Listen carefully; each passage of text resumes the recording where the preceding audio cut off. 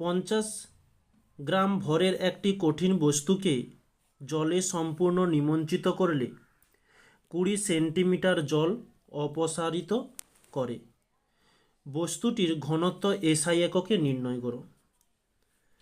তো আমাদের এখানে এম সমান বলেছে 50 গ্রাম, বলছে নিমজ্জিত করলে 20 সেন্টিমিটার জল অপসারিত হয়।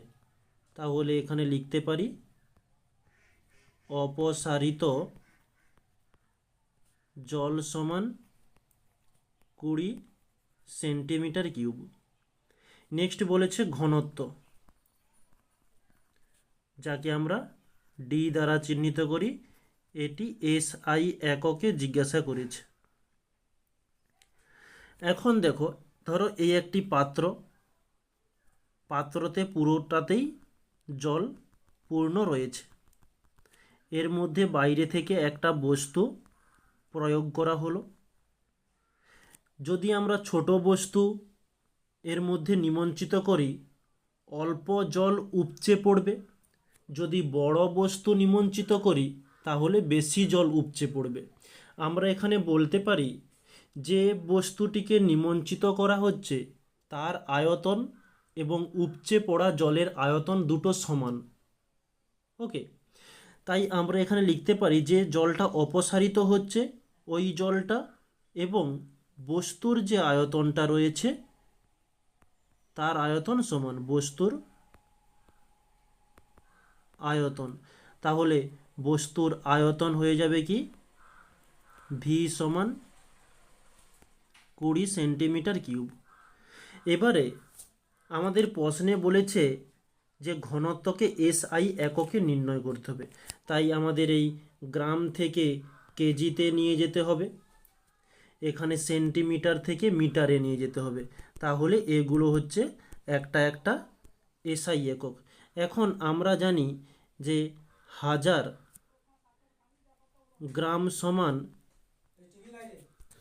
তাহলে এটা হচ্ছে 1 কেজি। তাহলে আমরা 50 গ্রামকে পরিবর্তন করব 1/1000 গুণিতক 50, 0 0 কেটে গেল। এটা তাহলে আমরা দেখতে পাচ্ছি যে 50.0 হচ্ছে। ওকে, তোমরা সরাসরি এটা বোঝানোর জন্য স্টেপটা করলাম, না হলে সরাসরি তোমরা এই 50 গ্রামকে 1000 দিয়ে ভাগ করে করতে পারো। ঠিক একই রকমের আমরা এই 20কে 100 দিয়ে ভাগ করব, 0 0 কেটে গেল। তাহলে 0.2 এত মিটার। ওকে, এবারে আমরা যে সমীকরণটি জানি সেই সমীকরণে মানগুলো পুট করব। যে সমীকরণটি কি, ডি সমান এম বাই ভি। এম এর মান কত বের হলো 0.05 এত কেজি। আচ্ছা, বাই ভি এর মান কত 0.2। উপরের পয়েন্ট উঠলে পয়েন্টের পরে দুটো সংখ্যা রয়েছে, তাই একের পিঠে দুটো শূন্য দিলাম। নিচের পয়েন্ট উঠলে উপরে 10, 0 0 কেটে গেল।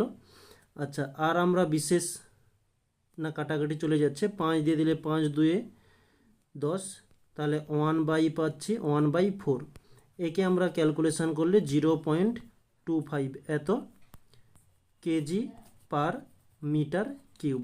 এটি হচ্ছে আমাদের অ্যান্সার।